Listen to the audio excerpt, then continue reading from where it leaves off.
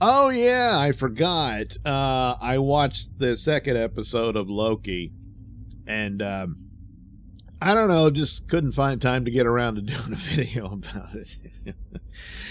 Yeah, so this one, the second episode is called Breaking Brad. Get it? Yeah.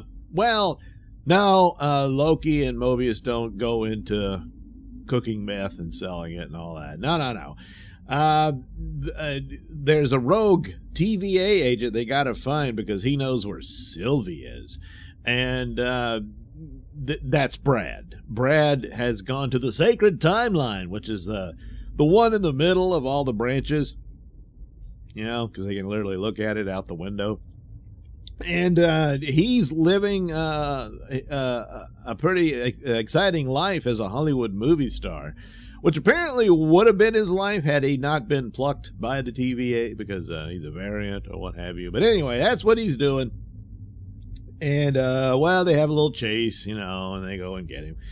And, well, they have to break him, of course, to interrogate him. And, oh, he's a tough customer. But then Loki sticks him in this box that nearly crushes him, and he breaks and tells him, I'll take you to Sylvie. Of course, we already know where Sylvie is. She's in the 80s working at McDonald's because she just wants a simple, normal life. And I guess she lives in a pickup truck. I don't know. That's what they showed anyway. And then that's where it pretty much reminds you of one of the reasons why I didn't like the first season of Loki. Now, the major damage done was that nothing mattered. It was all king all along and all that type of thing. The whole Infinity Saga is meaningless and stupid. The height of their success, and trash it immediately like that's going to make anything else they do seem greater by comparison. It doesn't work that way, Marvel. But anyway, there was that. But then the other thing was, of course, Loki had to get his balls kicked and be subordinate to his female version of himself. And so more of the same here. Not quite to that level, but it's so blatantly obvious. And just Sylvie is all pissed off and depressed, and I don't want to see you, and all this sort of thing, and and that's it. That, you know, and again, you're a female character, and that's what you give her, you know. Meanwhile, there's rogue TVA guys who figure, hey, let's destroy all the other branches so it's only one timeline again. And they do this with grenades. Time bombs, I guess. And but they're powerful and stuff because they live in the outside of time and space. And so you're God at that point.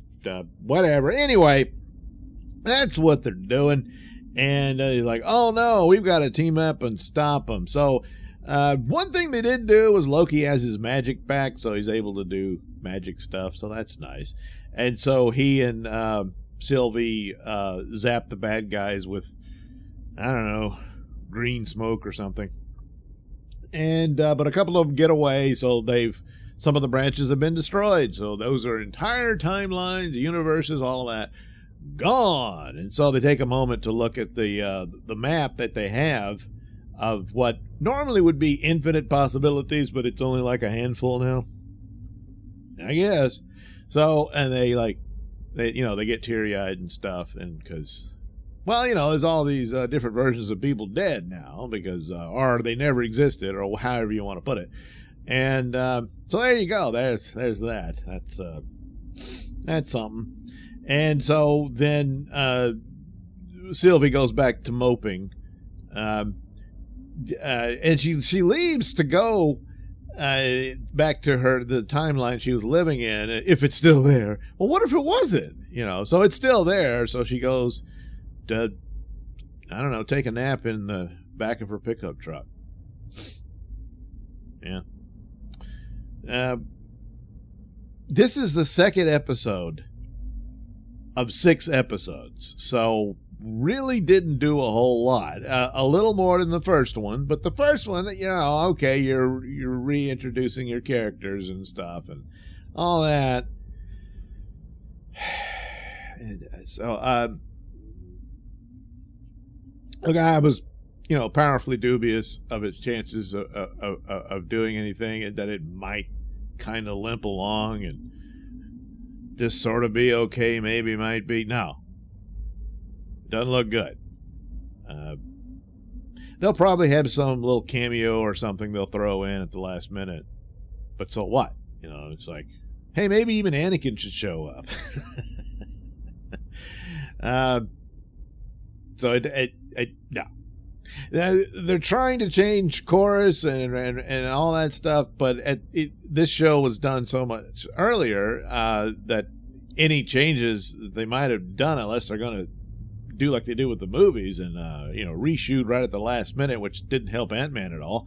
So don't know that it would do any good to shoehorn something in one of their shows. So I think they're pretty much stuck where they are.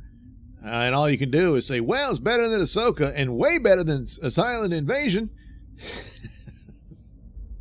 Oh, Secret Invasion. I said silent.